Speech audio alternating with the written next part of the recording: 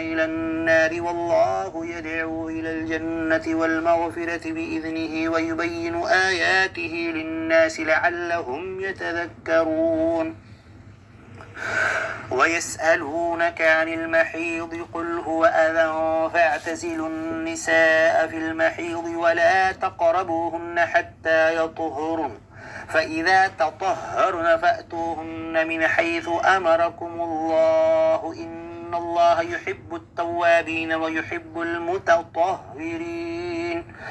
نساؤكم حرث لكم فأتوا حرثكم أنى شئتم وقدموا لأنفسكم واتقوا الله واعلموا أنكم ملاقوه وبشر المؤمنين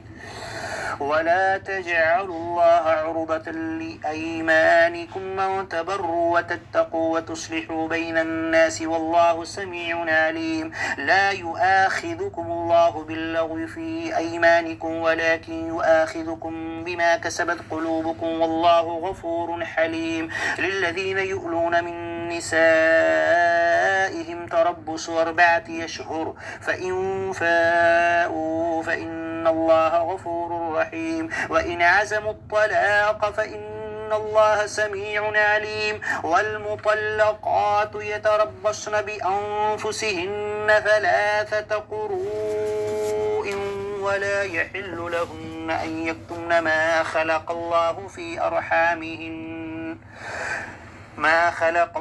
في أرحامهن إن كن يؤمن بالله واليوم الآخر وبعولتهن أحق بردهن في ذلك إن أرادوا إصلاحا ولهن مثل الذي عليهن بالمعروف وللرجال عليهن درجة والله عزيز حكيم الطلاق 2 فإمساكم بمعروف صحيح بإحسان ولا يحل لكم أن تأخذوا مما آتيتموهن شيئا إلا أن يخافا ألا يقيما حدود الله فإن خفتم ألا يقيما حدود الله فلا جناح عليهما فيما افتدت به تلك حدود الله فلا تعتدوها ومن يتعد حدود الله أولئك هم الظالمون الطلاق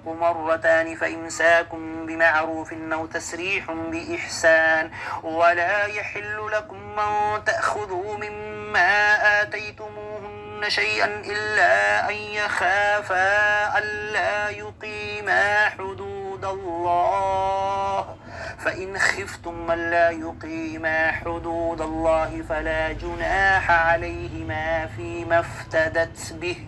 تلك حدود الله فلا تعتدوها ومن يتعد حدود الله فأولئك هم الظالمون فإن طلقها فلا تحل له من بعد حتى تنكح زوجا غيره فإن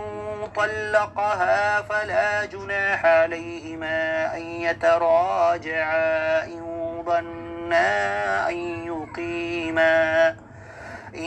ظنا أن يقيما حدود الله وتلك حدود الله يبينها لقوم يعلمون وإذا طلقتم النساء فبلغن أجلهن فأمسكوهن بمعروف أو سرحوهن بمعروف ولا تمسكوهن ضلالا لتعتدوا ومن يفعل ذلك فقد ظلم نفسه ولا تتخذوا آيات الله هزوا واذكروا نعمة الله عليكم وما أنزل عليكم من الكتاب والحكمة يعظكم به واتقوا الله واعلموا أن الله بكل شيء عليم وإذا طلقتم النساء فبلغن أجلهن فلا تعضلوهن عليهن أن ينكحن أزواجهن إذا تراضوا بينهم بالمعروف ذلك يوعظ به من كان منكم يؤمن بالله واليوم الآخر ذلكم أزكى لكم وأطهر والله يعلم وأنتم لا تعلمون والوالدات يرضعن أولادهن حولين كاملين لمن أراد أن يتم الرضاعة وعلى المولود له رزقهن وكسوتهن بالمعروف لا تكلف نفس إلا وسعها لا تضار والدة بولدها ولا مولود له بولده وعلى الوارث مثل ذلك فإن أرادا فصالا عن تراض منهما وتشاور فلا جناح عليهما وإن أردتم أن تسترضعوا أولادكم فلا جناح عليكم إذا سلمتم ما آتيتم بالمعروف واتقوا الله واعلموا أن الله بما تعملون بصير والذين يتوفون منكم ويذرون أزواجا يتربصن بأنفسهن 4 أشهر وعشرا فإذا بلغن أجلهن فلا جناح عليكم فيما فعلن في أنفسهن بالمعروف والله بما تعملون خبير ولا جناح عليكم فيما عرضتم به من خطبة النساء أو أكننتم في أنفسكم علم الله أنكم ستذكرونهن ولكن لا تواعدوهن سرا إلا أن تقولوا قولا معروفا ولا تعزموا عقدة النكاح حتى يبلغ الكتاب وجله واعلموا أن الله يعلم ما في أنفسكم فاحذروه واعلموا أن الله غفور حليم لا جناح عليكم من طلقتم النساء ما لم تمسوهن أو تفرضوا لهن فريضة وأمروهن على المقدره وعلى المقتر متاعا بالمعروف حقا على المحسنين وإن طلقتم من قبل أن تمسوهن وقد فرضتم فريضة فنصف ما إلا أن يعفون أو يعفو الذي بيده عقدة النكاح وأن يعفوا أقرب للتقوى ولا تنسوا الفضل بينكم إن الله بما تعملون بصير حافظوا على الصلوات والصلاة الوسطى وقوموا للقانتين فإن فرجالا أو ركبانا فإذا أمنتم فاذكروا الله كما علمكم ما لم تكونوا تعلمون والذين يتوفون منكم ويذرون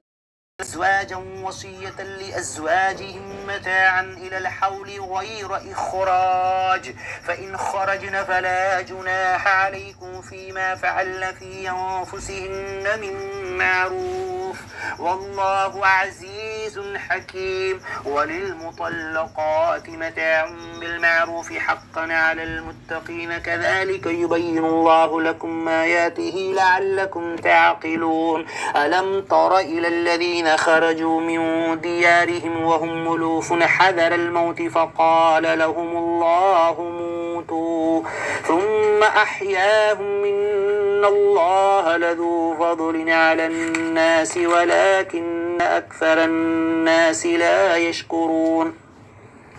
وقاتلوا في سبيل الله واعلموا أن الله سميع عليم من ذا الذي يقرض الله قرضا حسنا فيضاعفه له أضعافا كثيرة والله يقبض ويبسط وإليه ترجعون والله يقبض ويبسط وإليه ترجعون ألم تر إلى الملأ من بني إسرائيل من بعد موسى إذ قالوا لنبي لهم ابعث لنا ملكا نقاتل في سبيل الله قال هل عسيتم إن كتب عليكم القتال ألا تقاتلوا قالوا وما لنا ألا نقاتل في سبيل الله وقد أخرجنا من ديارنا وأبنائنا فلما كتب عليهم القتال تولوا إلا قليلا منهم والله عليم بالظالمين وقال لهم نبيهم إن الله قد بعث لكم طالوت قالوا أنى يكون له الملك علينا ونحن أحق الملك منه ولم يؤت سعة من المال قال إن الله اصطفاه عليكم وزاده بسطة في العلم والجسم والله يؤته من يشاء والله واسع عليم وقال لهم نبيهم إن آية ملكه أن يأتيكم التابوت فيه سكينة من ربكم وبقية مما ترك آل موسى وآل هارون تحمله الملائكة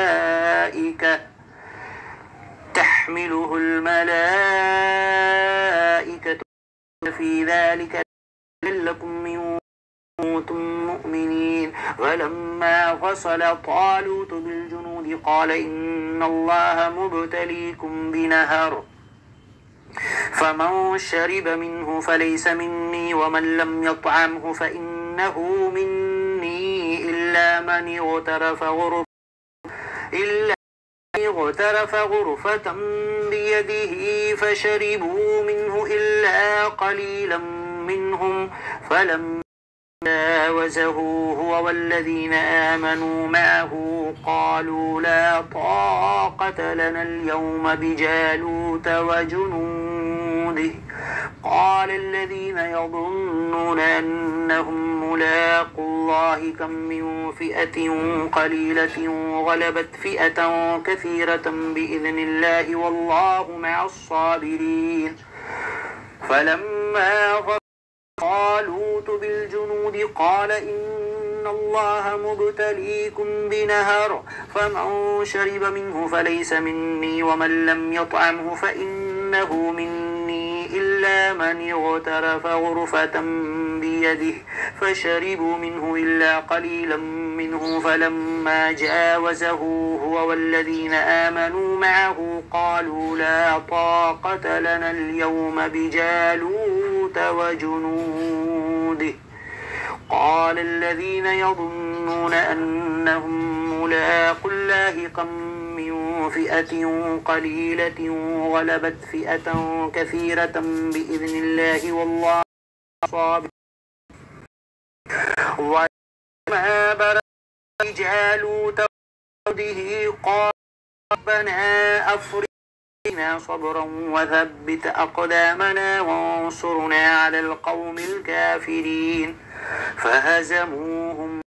بإذن الله وقتل داود جالوت وآتاه الله الملك والحكمة وعلمه مما يشاء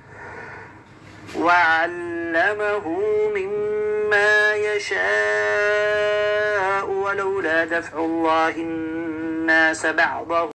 ببعض لفسدت الأرض ولكن الله ذو على العالمين تلك آيات الله نتلوها عليك بالحق وإنك لمن المرسلين تلك الرسل فضلنا بعضهم على بعض منهم من الله ورفع بعضهم درجات وآتينا عيسى ابن مريم البينات وأيدناه بروح القدس ولو شاء الله ما اقتتل الذين من بعدهم من بعد ما جاءتهم البينات ولا اختلفوا فمنهم من آمن ومنهم من كفر ولو شاء الله ما اقتتلوا ولكن الله يفعل ما يريد.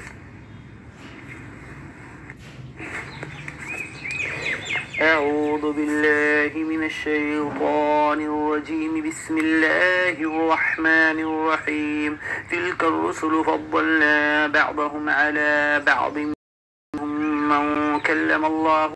بعضهم درجات. عيسى ابن مريم البينات وأيدناه بروح القدس، ولو شاء الله ما اقتتل الذين من بعدهم من بعد ما جاءتهم البينات، ولكن اختلفوا فمنهم من آمن ومنهم من كفر، ولو شاء الله ما اقتتلوا ولكن الله يفعل ما يريد. يا أيها الذين آمنوا وانفقوا مما رزقناكم من قبل أن يأتي يوم لا بيع فيه ولا خلة، لا خلة ولا شفاعة والكافرون هم الضالون. الله لا إله إلا هو الحي القيوم لا تأخذه سنة ولا نوم، له ما في السماوات وما في الأرض. من ذا الذي يشفع عنده إلا بإذنه، يعلم ما بين أيديهم فهم ولا يحيطون بشيء من علمه إلا بما شاء، وسع كرسيه السماوات ولا يؤوده حفظهما وهو العلي العظيم. لا إكراه في الدين، قد تبين الرشد من الغي، فمن يكفر بالطاغوت ويؤمن بالله فاستمسك بالعروة الوثقى لا انفصام لها، والله سميع عليم. الله ولي الذين آمنوا يخرجهم من الظلمات إلى النور، والذين كفروا أولياؤهم يخرجونهم من النور إلى الظلمات، أولئك أصحاب النار فيها خالدون. ألم تر إلى حاج إبراهيم في ربه أن آتاه الله الملك، إذ قال إبراهيم ربي الذي يحيي ويميت قال أنا أحيي وأميت. قال إبراهيم فإن الله يأتي بالشمس من المشرق فأت بها من المغرب، فبهت الذي كفر والله لا يهدي الظالمين. أو على قرية وهي خاوية على عروشها قال أنى يحيي هذه الله بعد موتها، فأماته الله 100 عام ثم بعثه قال كم لبثت؟ قال لبثت يوما أو بعض يوم، قال بل لبثت 100 عام. فانظر إلى طعامك وشرابك لم يتسنه، وانظر إلى حمارك ولنجعلك آية للناس، وانظر إلى العظام كيف ننشزها ثم نكسوها لحما، فلما تبين له قال أعلم أن الله على كل شيء قدير. وإذ قال إبراهيم رب أرني تحيي الموتى قال تؤمن قال بلى ولكن ليطمئن قلبي. فخذ أربعة من الطير ثم اجعل على جبل منهن جزءا ثم ادعهن يأتينك سعيا، واعلم أن الله عزيز حكيم. مثل الذين ينفقون أموالهم في سبيل كمثل حبة أنبتت 7 سنابل كل سنبلة 100 والله يضاعف لمن يشاء والله واسع عليم. الذين ينفقون أموالهم في سبيل ثم لا يجدون ما أنفقوا منا ولا أذى لهم أجرهم عند ربهم ولا خوف عليهم ولا هم يحزنون. معروف خير من صدقة يتبعها أذى. قول معروف ومغفرة ومغفرة خير من صدقة يتبعها أذى والله غني حليم. أيها الذين آمنوا لا تبطلوا صدقاتكم بالمن والأذى كالذي ينفق رئاء الناس بالله واليوم الآخر ومثله كمثل صفوان عليه تراب فأصاب وابل فترك صلدا لا يقدر إلى شيء مما كسبوا لا يهدي الكافرين. ومثل الذين ينفقون أموالهم ابتغاء مرضات الله وتثبيتا من أنفسهم كمثل جنة أصابها وابل فآتت أكلها ضعفين فحسبها وابل والله بما تعملون بصير. أيود أحدكم من تكون له جنة نخيل وعناب تجري من تحتها الأنهار له فيها من كل الثمرات له الكبر وله ذرية ضعفاء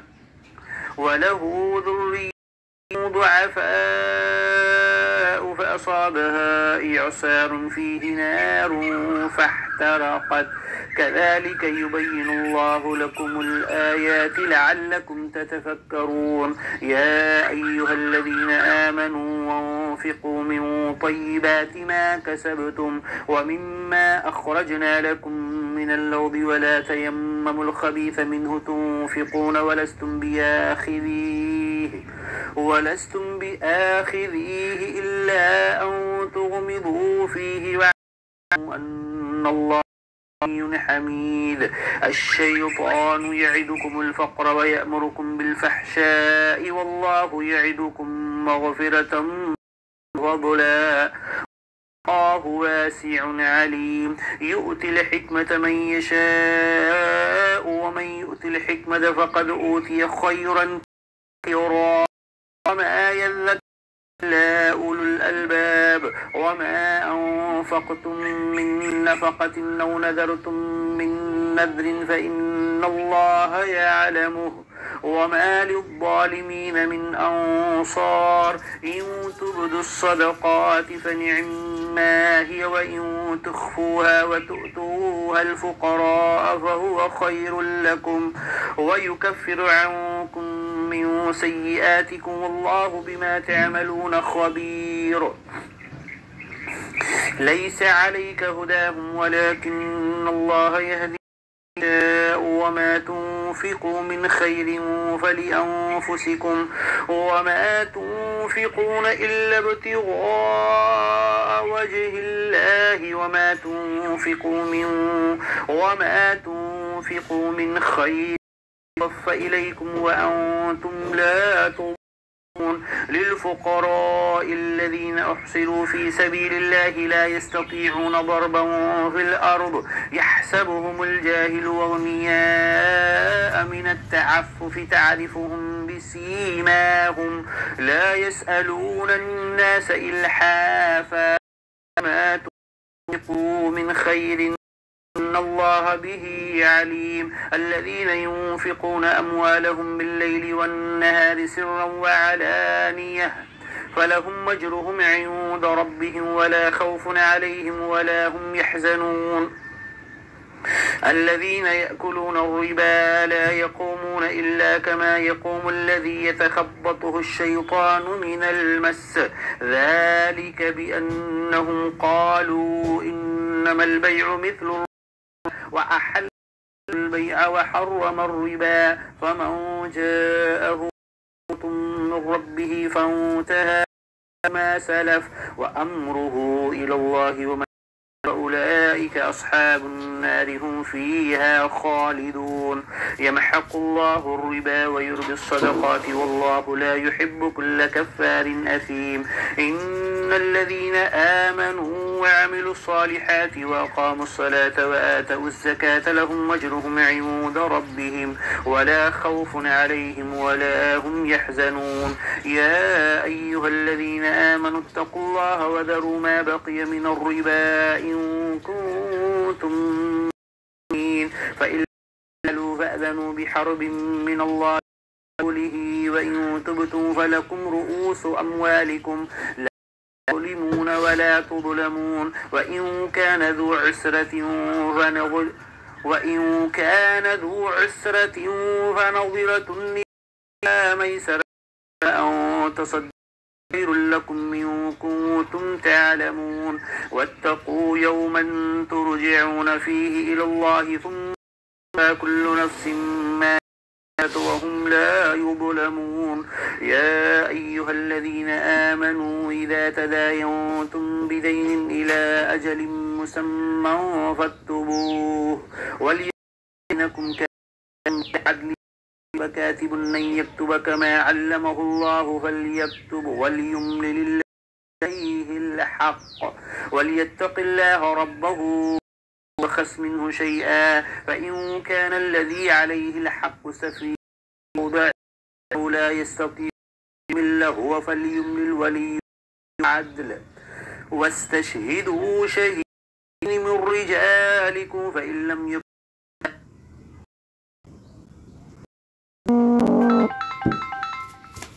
Mm-hmm.